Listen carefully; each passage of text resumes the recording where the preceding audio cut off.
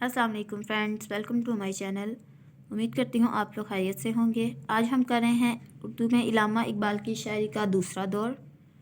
पहला दौर और तीसरा जो है वो मेरी चैनल पे अपलोड हो चुका है, उसका लिंक मैं डिस्क्रिप्शन में दे दूँगी। इकबाल की शायरी का दूसरा दौर 1905 में इनकी यूरोप के लिए रवानगी से लेकर 1908 में इनकी यूरोप से वापसी तक के अरसे पर मुहित है। गोया इस दौर में इनका वो कलाम शामिल है जो उन्होंने अपने क़याम यूरोप के दौरान लिखा। इस तमाम अरसे में इन्हें शेरी मशगले के लिए बहुत कम वक्त मिला, क्योंकि इनके ज़्यादातर वक्त आला तालीम के हसूल, PhD के लिए तहकीकी मसरूफियात और मगरबी अफकार के मुताले में सर्फ होता रहा। शायद इन ठोस इल्मी मसरूफियात का यही असर था कि एक मरहले पर वह शायरी को बेकार मोहिज़ तस्वुर करने लगे और इस मसले को तर्क कर देने का इरादा किया। शेख अब्दुल कादिर, जो इन दिनों इंग्लिस्तान में ही थे, लिखते हैं, एक दिन शेख मोहम्मद इकबाल ने मुझसे कहा कि इनका मुसम्मम इरादा हो गया है कि वो शायरी को तर्क कर दें और कसम खा लें कि शेर नहीं कहेंगे, और जो वक्त शायरी में सर्फ होता है उसे किसी और मुफीद काम में सर्फ करेंगे। मैंने इनसे कहा कि इनकी शायरी ऐसी शायरी नहीं है जिसे तर्क करना चाहिए, बल्कि इनके कलाम में वो तासीर है जिससे मुमकिन है कि हमारी दरमांदा कौम और हमारे कम नसीब मुल्क के अमराज का इलाज हो सके। इसलिए ऐसी मुफीद और खुदादाद ताकत को बेकार करना दुरुस्त ना होगा। शेख साहिब कुछ कायल हुए, कुछ ना हुए, और ये करार पाया कि आर्नल्ड साहब की राय पर आखिरी फैसला छोड़ा जाए। अगर वह मुझसे इत्तफाक करें तो शेख साहिब अपने इरादा तर्क शेर को बदल दें, और अगर वह शेख साहिब से इत्तफाक करें तो इस तर्क शेर इख्तियार किया जाए। मैं समझता हूँ कि इल्मी दुनिया की खुशकिस्मती थी कि आर्नल्ड साहब ने मुझसे इत्तफाक राय किया और फ़ैसला यही हुआ कि इकबाल के लिए शायरी को छोड़ना जायज़ नहीं, और जो वक्त इस शुगल की नज़र करते हैं वो इनके लिए भी मुफीद है और इनके मुल्क कौम के लिए भी मुफीद है। इसी तरह इकबाल शायरी को तर्क करने के इरादे से तो बाज रहे, लेकिन इस अरसे में दीगर इल्मी मसरूफियात के बाइस उन्होंने शायरी को निस्बतन कम वक्त दिया। इस ज़माने की शायरी की खसूसियात हस्ब ज़ैल हैं। फर्स्ट हेडिंग आप लोग बनाएंगे रोमानवियत। इसकी एक्सप्लेनेशन ऐसे होगी, इसी दौर की कुछ नज़में ऐसी हैं जिनसे पता चलता है कि यूरोप में क़याम के दौरान इकबाल का जहन हुस्न इश्क के मामलात और मोहब्बत की रंगीन कैफियत की दिल आवेज़ी से मुतासर रहा। चुनांचे इनकी नज़में मोहब्बत, हकीकत हुस्न, प्याम, हुस्न इश्क, वसाल और जलवा हुस्न इस किस्म की शायरी की वाज़िया मिसालें हैं, लेकिन ये ज़रूर कहा जा सकता है कि ये खालिस रोमानवी रंग इनके यहाँ ज़्यादा देर बाकी नहीं रहा। ये महज एक शायराना तजर्बा था और वो इस तजर्बे से गुजर कर जल्द ही अपनी शायरी के असल मकसद की जानिब मतवज्जा हो गए। नेक्स्ट हेडिंग होगी सेकंड प्याम्बरी। इकबाल की इस दौर की शायरी में यूरोप के मुशाहिदात का अक्स वाज़िया नज़र आता है। यूरोप की तरक्की के मुशाहिदे से इन पर ये राज खुला कि ज़िंदगी मुसलसल जदोजहद और मुसलसल हरकत और मुसलसल तगो-दो और आगे बढ़ने रहने से इबारत है।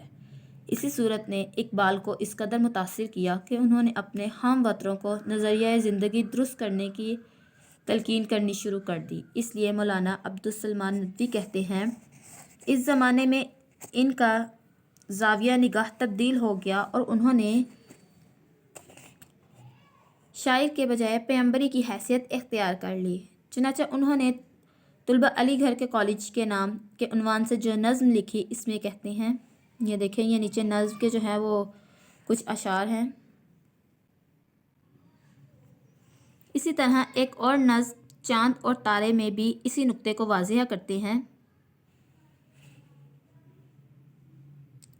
एक और नज़्म कोशिश नातमाम भी इसी पैगाम की हामिल है। नेक्स्ट थर्ड हेडिंग आपकी बनेगी यूरोपी तहजीब से बेजारी। इकबाल यूरोप की तरक्की से मुतासिर होते हैं और ये तरक्की जिन असबाब अल्ल के मरख़ून मिन्नत है इनकी तारीफ़ करते हैं, लेकिन तरक्की की चकाचौंध इन्हें मरऊब नहीं कर सकती। वो सही इस्लामी असूल व क़वानीन और कुरानी अहकाम पर अमल करने, सिर्फ अच्छी बातों को अपनाने और बुरी बातों से परहेज़ करने के कायल हैं। चुनांचे इसी ज़माने में मगरबी तहजीब का खोखलापन इन पर ज़ाहिर होता है और वो इससे ना सिर्फ बेजारी का इजहार करते हैं बल्कि वाशगाफ अल्फाज में कहते हैं, दियारे मगरिब के रहने वालों, खुदा की बस्ती दुकान नहीं है, खड़ा जिसे तुम समझ रहे हो वो अब ज़रा कम अयाड़ होगा। تمہاری تہذیب اپنے خنجر سے آپ ہی خودکشی کرے گی، جو شاخ نازک پہ آشیانہ بنے گا نہ پائیدار ہوگا۔ نیکسٹ 4 ہیڈنگ بنے گی اسلامی شاعری۔